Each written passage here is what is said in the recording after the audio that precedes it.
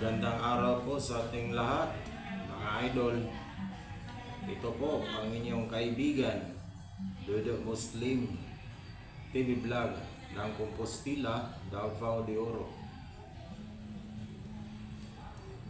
At magpakikita po sa inyo ng laro sa dama sa labanan ng 115 versus 115. At kadalasan po ito na mangyari sa laro ng dama, mga idol. At magagamit po ito ninyo sa inyong future, sa inyong mga labanan. At bago tayo mag-umpisa, mag-shoutout tayo ng mga ilan sa ating mga kasamahang dama vlogger. Unang-una, sa Tagum City kay Idol Boying Lapasaran or Mugat Dama TV. Shout out sa mga idol. From Davao City,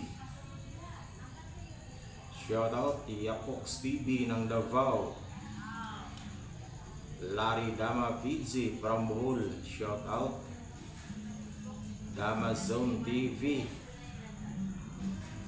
and Kadabista TV, Grandmaster Joy Pagadian, shout out sa mga idol. Yan lang po. Sa susunod na po nga video, shout out na naman tayo. At ito na po ang ituturo ko sa inyo, mga idol, labanan sa 115 versus 115. At kung nagustuhan niyo rin ang video na ito, paki-subscribe, share, and i-follow na rin po. At maraming salamat po sa patuloy niyong pagsubaybay sa aking channel, Dodo Muslim TV Vlog. Ito na po ang sinasabi ko sa inyo, mga idol. Kadalasan po itong mangyari sa mga labanan. Tumira ang pula dito sa 115 at nagpakain po dito ng 115.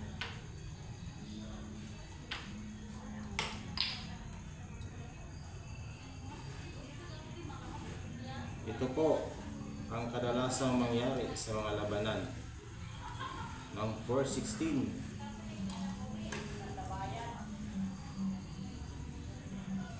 Nag 9-5 ang pula, ang ring,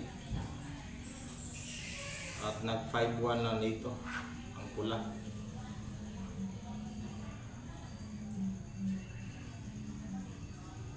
Dito po, ito po ay isang mali ng opponent, mga idol. Ay matatalo na po dito ang green, mga idol, kapag tumira sa dito ng 313. Ang gagawin lang po dito ng pula para manalo ay ito po, 115. Pakain mo lang tong 115. Kung dito siya kumain sa 3-1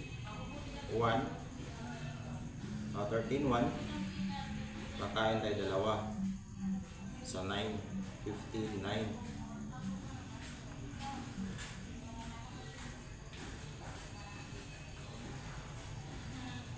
So dito muna sa kakain, so ipapakain natin itong 215 at kakain siya ng pabalik. At ititira natin itong 10-5. Kakain siya dito at makakadama na po tayo, mga idol.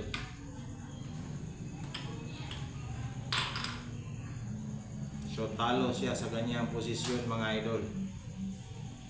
Kadalasan tong mangyari sa mga labanan.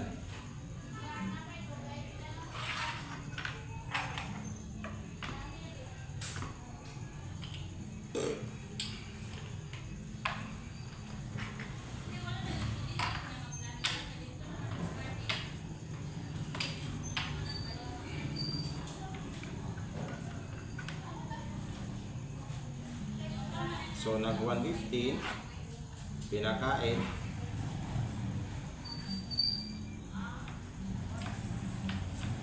At tumira tayo dito ng kanina, number 16. Dito tayo sa 5-1. Excuse me po, sorry. At nag 9-5 siya.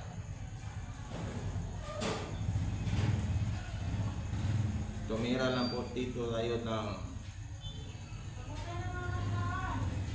2-14. Ang pangalawang mali na naman niya dito mga idol, ito po ang 3-14. Kapag nag 3-14 po siya dito mga idol, is matatalo na naman po dito siya.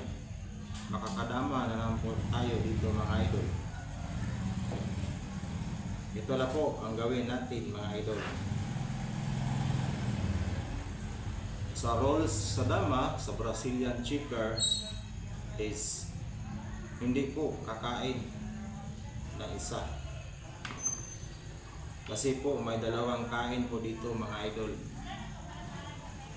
Ito po ang balaod sa Brazilian checkers. Kain ng dalawa ng 14, 16. At ititira natin tong 3-14.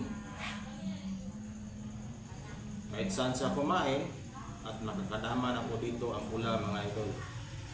Kung dito man, ganon pa rin, nakakadama pa rin.